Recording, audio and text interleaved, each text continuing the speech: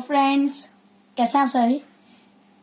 Previous video में हमने Indian number system और इंटरनेशनल नंबर सिस्टम के चार्ट के द्वारा समझा था। उसके साथ साथ हमने फेस वैल्यू और प्लेस वैल्यू भी समझा था। आशा करते हैं आपको वो क्लियर हो गया होगा। उसी क्रम को आगे बढ़ाते हुए हम नंबर सिस्टम के ही चैप्टर में ऑल टॉपिक्स क्लियर करेंगे। तो शुरू करें, लेट्स स्टार्ट। सबसे पहले टॉपिक को देखिए, यहाँ एक्सपेंड नंबर को अब हम समझेंगे। इसे हिंदी में विस्तारित रूप भी कहते हैं। चलिए इसे रीड करते हैं। With the help of the place value and the place value the numerical can be written in expand form. Face value और प्लेस वैल्यू की हेल्प से हम नंबर्स को एक्सपेंड कर सकते हैं, बड़ा कर सकते हैं और विस्तार कर सकते हैं, इसलिए इसे विस्तारित रूप भी कहते हैं। जैसे अगर आपको 2356 को विस्तार करना है, बढ़ाना है, तो अब आप देखिए कि 2 किस स्थान पर है। इसका स्थानीय मान क्या है? 2 का स्थानीय मान 1000 है और 1000 में 3 जीरो होते हैं, इसलिए यहाँ 2 के आगे 3 जीरो लगा दीजिए, फिर एक प्लस का साइन लगाइए। अब आप देखिए 3 किस स्थान में? 3 है 100 के स्थान पे, तो 300 लिख दीजिए और 100 में 2 जीरो होते हैं, तो 2 जीरो लगाने हैं। अब आप 5 को देखिए, 5 टेंस के स्थान में है और टेंस में 1 जीरो होते हैं, इसलिए 50 लिखना है। अब 6 है, अब इकाई के प्लेस में तो कोई जीरो होता नहीं है, इसलिए 6 को ऐसे ही उतार देना है। तो इस तरीके से हमने इसे बड़ा कर दिया, विस्तार कर दिया। तो 2356 को हम विस्तारित रूप में किस तरीके से लिख सकते हैं? तो आप इस तरीके से लिख सकते हैं, 2000 प्लस 300 प्लस 50 प्लस 6। तो इस तरीके से हमने एक्सपेंड फॉर्म को समझा। अब हम नेक्स्ट टॉपिक को लेते हैं। इस टॉपिक का नाम है लीस्ट एंड ग्रेटेस्ट नंबर्स, यानी सबसे कम और सबसे छोटा, और ग्रेटेस्ट मानी सबसे बड़ा अंक। जैसे we know first is the least 1 digit number can be written in expand form. आपको पता होगा कि फर्स्ट जो है वो 1 डिजिट का सबसे छोटा नंबर है। जैसे एक एग्जांपल लेते हैं फ्रेंड्स, ये एग्जांपल 1000 डिजिट का है। मैं आपको फर्स्ट डिजिट से एक्सप्लेन करता हूँ। एक अंक की सबसे छोटी संख्या क्या होती है?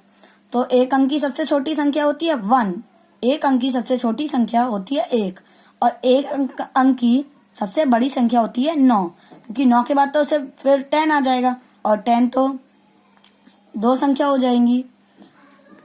2 अंक की सबसे छोटी संख्या होगी 10, और 2 अंक की संख्या कहाँ खत्म होती है? 99 पर। तो 2 अंक की सबसे बड़ी संख्या होगी 99। फिर 3 अंक की सबसे छोटी संख्या 100 होगी, और 300 की सबसे छोटी संख्या, माफी चाहेंगे, 3 डिजिट की सबसे छोटी संख्या होगी 100, और 3 डिजिट की सबसे बड़ी संख्या होगी 999, क्योंकि फिर 4 डिजिट शुरू हो जाती है। चलिए अब हम इस एग्जांपल को देखते हैं। यहाँ लीस्ट 4 डिजिट पूछा है, तो 4 डिजिट 1000 से शुरू होती है और खत्म होती है 9999 से, फिर 5 डिजिट आ जाती है, ऐसे ही चलता रहता है। तो आपने देखा, इस तरीके से हम सबसे छोटी संख्या और बड़ी संख्या को पहचान सकते हैं। चलिए नेक्स्ट टॉपिक में देखते हैं, सक्सेसर एंड प्रेडेसेसर। सक्सेसर को हिंदी में क्रमानुयायी कहते हैं और प्रेडेसेसर को हिंदी में पूर्ववर्ती भी कहते हैं। ये दोनों एक दूसरे के जस्ट अपोजिट होते हैं। अब हम पढ़ते हैं, successor is the number just after the given number.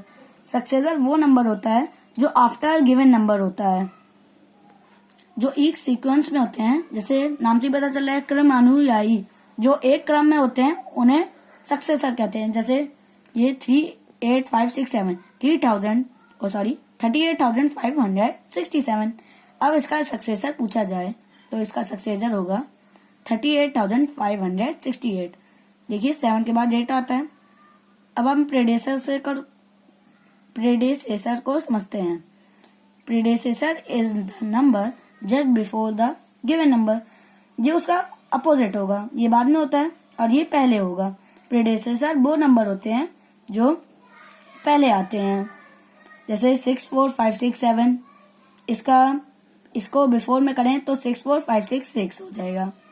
जैसे 7 के बाद 7 के पहले 6 आता है, इसलिए ये इसका प्रेडेसेसर है।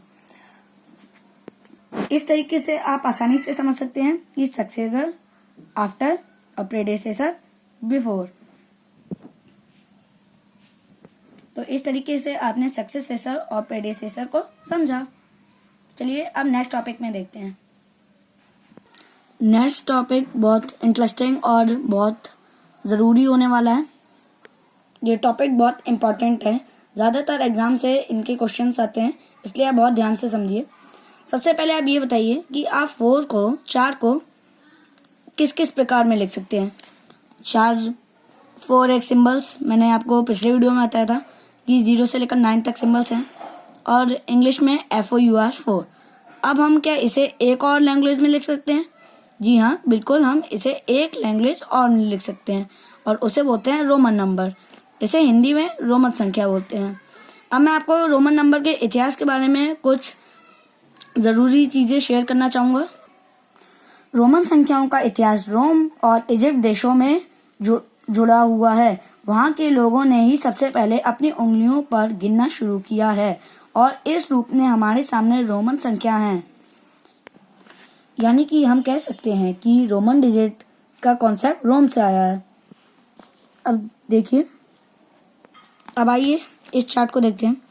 ये जो 1 है, ये 1, 2 फिंगर्स, 2, 3, और अगर इसे इस तरीके से कर दें तो 5 बन जाएगा, और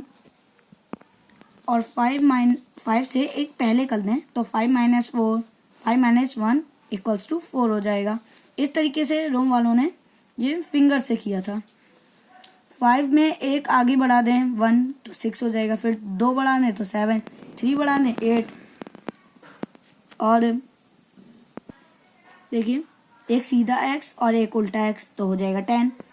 सॉरी, एक सीधा v और एक उल्टा v तो हो जाएगा x, और x से पहले एक 1 हो गया तो 10 - 1 तो 9, x के बाद में 1 कर दिया तो 11, फिर 2 1 खोल दिया तो 12, फिर 3 कर दिया तो 13। इस तरीके से सीक्वेंस चलता रहेगा। अब x और x यानी 10 + 10 20, फिर 30।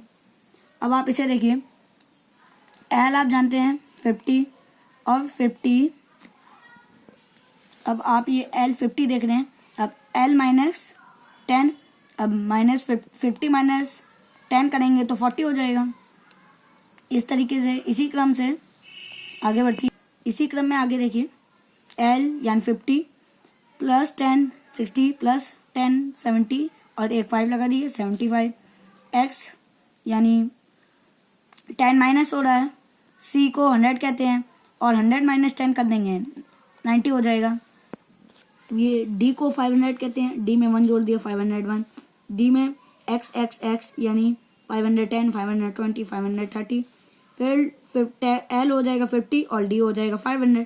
500 + 50 = 550। इसी क्रम में देखिए, D हो गया 500, फिर +100 तो 600, फिर +100 फिर 700, और फिर +7 तो हो जाएगा 707। इसे देखिए, D हो जाएगा 500, फिर 3 बार 100 को प्लस किया तो 500 + 300 800 हो जाएगा। अब 800 + 90 तो 890। इसी तरीके से इसे देखिए, M हो जाएगा 1000। अब 1000 के पहले C है तो एब्सोल्यूट -100 करेंगे, तो -100 करेंगे तो 900 आ जाएगा। अब यहाँ देखिए, M हो जाएगा 1000 और उसके आगे लगा दिया है 500 तो हो जाएगा 1500। अब यहाँ देखिए, M हो गया 1000, उसके आगे D यानी 500, फिर C, इसका मतलब 1800। अब यहाँ देखिए, M हो जाएगा 1000 और M हो जाएगा 2000, MM हो जाएगा 2000, इसलिए ये 2000 है। अब ये नीचे देखिए, ये वो 7 नंबर्स हैं जिनसे पूरे रोमन नंबर का चार्ट बनता है, पूरे रोमन नंबर्स की डिजिट बनती है। ये 1 है, ये V हो गया 5, X हो गया 10, L हो गया 50, C हो गया 100, D हो गया 500 और M हो गया 1000। इन्हीं से पूरा रोमन नंबर का चार्ट बनता है। आप इसकी स्क्रीनशॉट ले लीजिए ताकि ये चार्ट है ये आपके पास रह सके। ये बहुत ज़रूरी चार्ट है, इसे समझना बहुत ज़्यादा ज़रूरी है। तो आशा करता हूँ कि आपको ये इम्पोर्टेंट टॉपिक क्लियर हुआ होगा। वीडियो पूरा देखने के लिए धन्यवाद। अगर आपको मेरा ये वीडियो अच्छा लगा हो तो लाइक करिए, हमारे चैनल में न्यू हो तो सब्सक्राइब करिए, और जो भी पढ़ने वाले बच्चे हैं उन तक ये वीडियो शेयर करिए। स्पेशली जो नवोदय की मैथ की तैयारी कर रहे हैं उन तक ये वीडियो पहुँचाइए। इसके अलावा जो मेरे नवोदय के रीजनिंग के वीडियो हैं वो प्लेलिस्ट में अपलोड हैं, आप वहाँ जाकर उन्हें देख सकते हैं। Thank you for watching, bye.